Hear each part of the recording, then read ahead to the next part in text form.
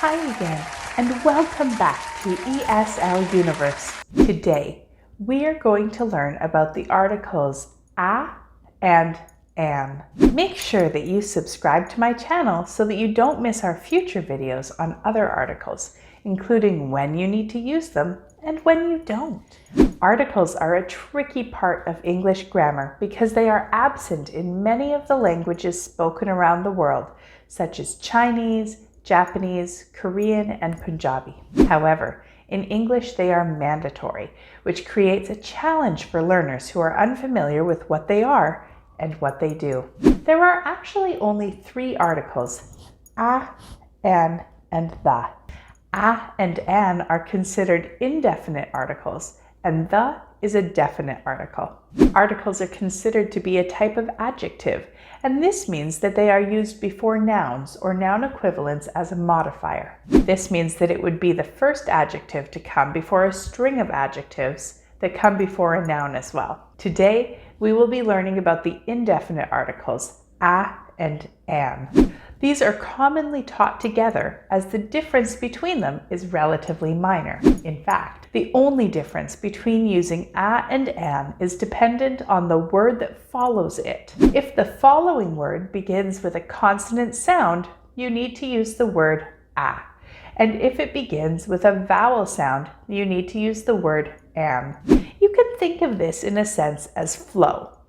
Although English does not use flow to the same extent as some languages, we still do like things to sound good together. One way that we can do this in language is by alternating consonant and vowel sounds. Therefore, if we have a consonant sound to start the main word, we like to hear a vowel before it.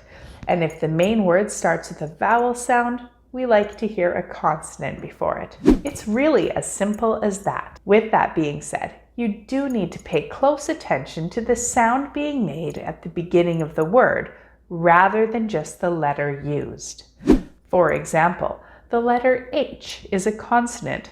However, it can also be silent at the beginning of words. If it is pronounced, we need the article a. But if it is silent, we need the article an. For example, we would say a horse, but an hour.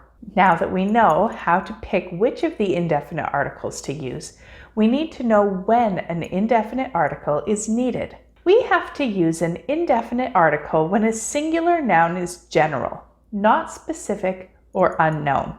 For example, I see an animal. There is a man in our garage. And I would like an orange, please. If you are unsure about if you know the specific identity of the item, ask yourself, which one? Remember that in each case you are choosing based off of your own perspective as the reader or the listener. In each of the cases listed above, the answer is we, as the reader or listener, don't know.